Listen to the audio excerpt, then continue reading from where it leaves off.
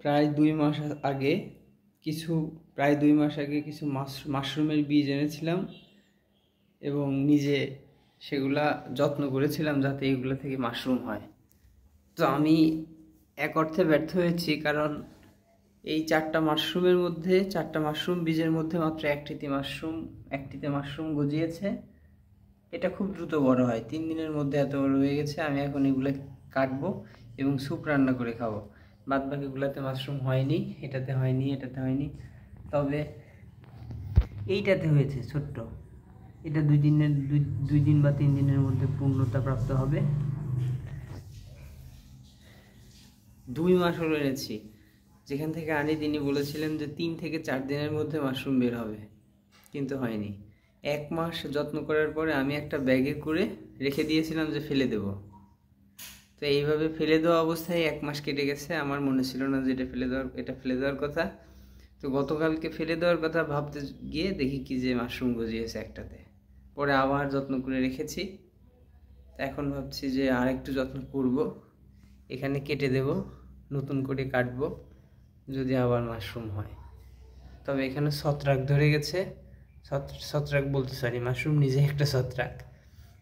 এটা মূলত ব্যাকটেরিয়ার কারণে হয়েছে, কালো হয়ে গেছে। এরকম যদি পুরোটা কালো হয়ে যায় তাহলে আর মাশরুম হওয়ার সম্ভাবনা খুব কম। তবে এখনো পুরোটা কালো হয়নি, যেমন এটাতে একটুও কালো রং হয়নি, সুতরাং এখান থেকে মাশরুম হওয়ার সম্ভাবনা আছে। এখানে ছিদ্র আছে কিন্তু সেখান দিয়ে বের হয়নি, তা আমি নতুন ছিদ্র করব। যাই হোক, আমি এখন মাশরুম কাটবো।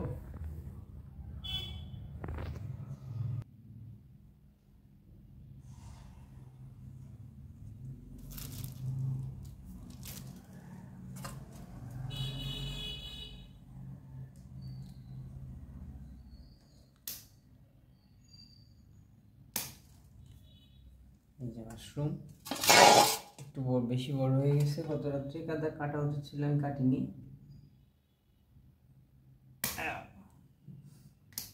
শক্ত।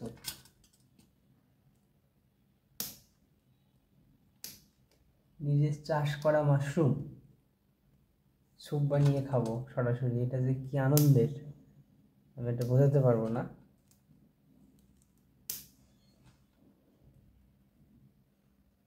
আমি জানি না কিভাবে কাটতে হয়, কি জানি ভুল কাটছি কিনা।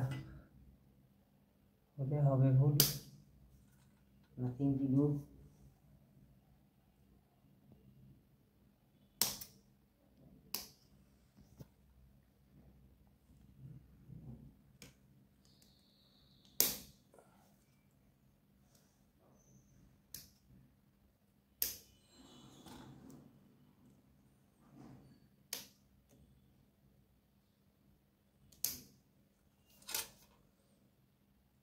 কি করতে হয় জানি না।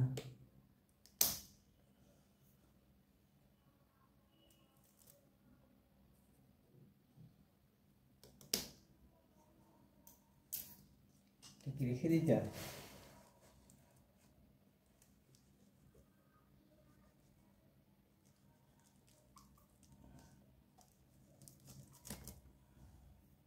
খাওয়া যায় না।